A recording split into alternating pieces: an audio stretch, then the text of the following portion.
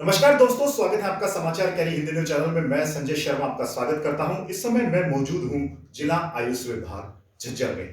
जी हां, मेरे साथ हैं जिला आयुर्वेदिक अधिकारी हैं डॉक्टर मंजू जी। उनसे चर्चा करेंगे और एक खास बात मैं आपको बताऊं कि विश्व चिकित्सा दिवस व अंतर्राष्ट्रीय मधुमेह दिवस के उपलक्ष्य में जिला आयुष विभाग के द्वारा जन जागृति के तहत मधुमेह एवं ब्लड शुगर बीमारियों के प्रति आम जन को जागरूक करने के लिए विभिन्न प्राकृतिक योग एवं चिकित्सा शिविरों का आयोजन किया जा रहा है। इस विषय में भी बात करेंगे और आज जो वर्तमान हालात हैं, चाहे हम प्रदूषण की बात करें या डेंगू की बात करें, तमाम इन बीमारियों पर भी चर्चा करेंगे।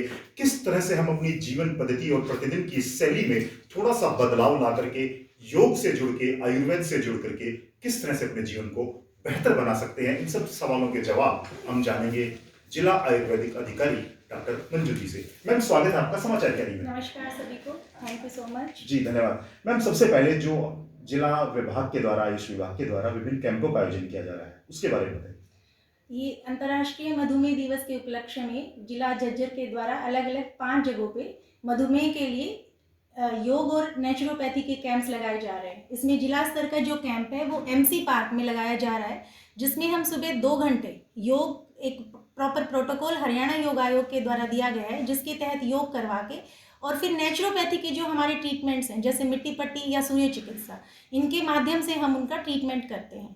बेसिकली इस 5 दिन के जो प्रबंधन का शिविर है, उसका मुख्य उद्देश्य ये है कि जितने भी पेशेंट्स हमारे यहाँ आ रहे हैं उनका हम प्री और पोस्ट बीपी शुगर हम चेक करेंगे, पूरा 5 दिन का प्रॉपर प्रोटोकॉल फॉलो करा के, और 5 दिन में उनमें जो भी डिफरेंस आएगा वो डिफरेंस एक उस पर हम पूरा स्टडी करेंगे।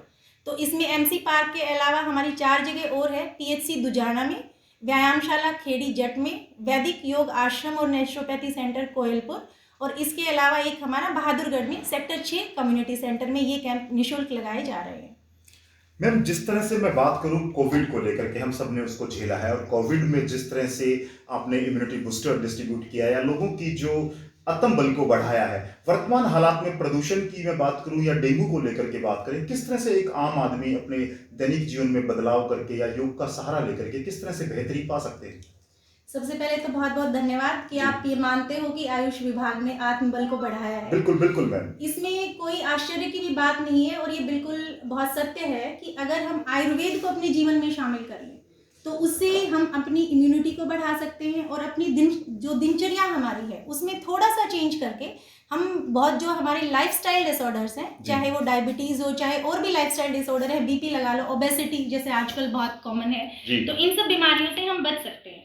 इसके लिए हमें बहुत ज़्यादा कुछ करने की ज़रूरत नहीं है। मेरे हिसाब से अगर हम पूरे दिन में से 1 घंटा केवल खुद के लिए निकाल के थोड़ा बहुत योग और एक दिनचर्या, हमारे आयुर्वेद में बहुत अच्छे से इस चीज़ का जिक्र किया गया है कि हमें पूरे दिन में हेल्दी रहने के लिए और सीज़न के हिसाब से भी कि किस सीज़न में क्या चीज़ खा के, तो अगर हम उन चीज़ों को अपनी लाइफ में शामिल कर लें, जैसे तुलसी, गिलोय, अश्वगंधा, इसके अलावा एलोवेरा, अदरक है, जैसे अभी सीजन के हिसाब से अदरक है, इन सब चीज़ों को अगर हम अपने खाने में शामिल कर लें तो मेरे हिसाब से हम एक बेहतर लाइफस्टाइल जी सकते हैं और लाइफस्टाइल जितने भी डिसऑर्डर्स हैं उनसे हम बच सकते हैं।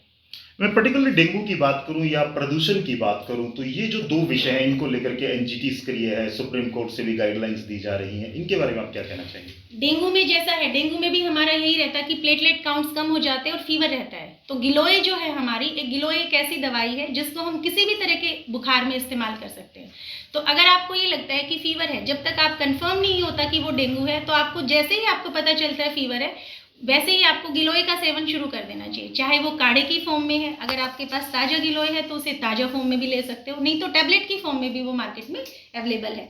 इसके अलावा फ्लूइड का जो रहता है वो बहुत इसमें अहम रोल होता है। जैसे नारियल पानी हो गया, नारियल पानी हम पी सकते हैं और सारा दिन हम तुलसी का पानी भी पी सकते हैं, वो बहुत अच्छा रहता है उसमें। तो आपने देखा कि किस तरह से हम अपने जीवन में आयुर्वेद से जुड़ करके और तमाम जो चीजें हैं, जो प्रकृति की देन है, उनको पहचान करके, जिस तरह से मैम ने जानकारी दी है, तुलसी है, अदरक है, गिलोय है, अश्वगंधा है, ये ऐसी चीजें हैं जो न केवल हमारी इम्यूनिटी को बूस्ट करती हैं, अपितु रोगों से लड़ने में भी हमें मजबूती प्रदान करती हैं। और आयुष विभाग झज्जर जिस तरह से कार्य करता नजर आया है और ये जो गांव में जाकर के जो कैंप लगाए जा रहे हैं लोगों को, आज मधुमेह एक बड़ी बीमारी है मैम। जैसे आंकड़े हम पढ़ते हैं, कई बार चौंकाने वाले आंकड़े होते हैं, हर 5वां 8वां 7वां आदमी मधुमेह से पीड़ित है। तो इसके बारे में आप क्या कहना चाहेंगे? जीवन शैली के कारण है, तनाव के कारण है, या क्या एक मुख्य कारण है और इससे कैसे बचा जा सकता है?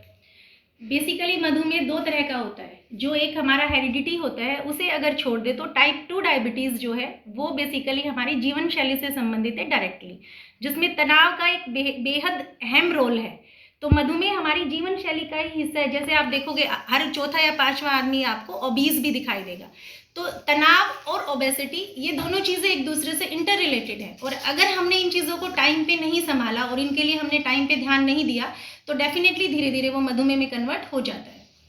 चलिए, अपने स्वास्थ्य के प्रति जागरूक रह करके हम अपने परिवार का हित कर सकते हैं, साथ ही समाज और राष्ट्र के लिए बेहतरी में अपना और अधिक योगदान दे सकते हैं, ऐसा मेरा मानना है। तो आइए हम सब स्वस्थ रहें और अपने आसपास लोगों को जागरूक करें और एक दूसरे को बताएं कि किस तरह से आज न केवल आयुष विभाग अपितु जो हमारी पुरातन पद्धति रही है, जो हमारी सनातन धर्म की जो पुरानी सभ्यता संस्कृति है, उसमें भी आयुर्वेद का उल्लेख मिलता है। तो दोबारा एक बार आओ हम सब प्रकृति की ओर मुड़े, अपने आप को स्वस्थ रखें, परिवार को स्वस्थ रखें और राष्ट्र के निर्माण में अपना बेहतर योगदान देते रहें। धन्यवाद मैम।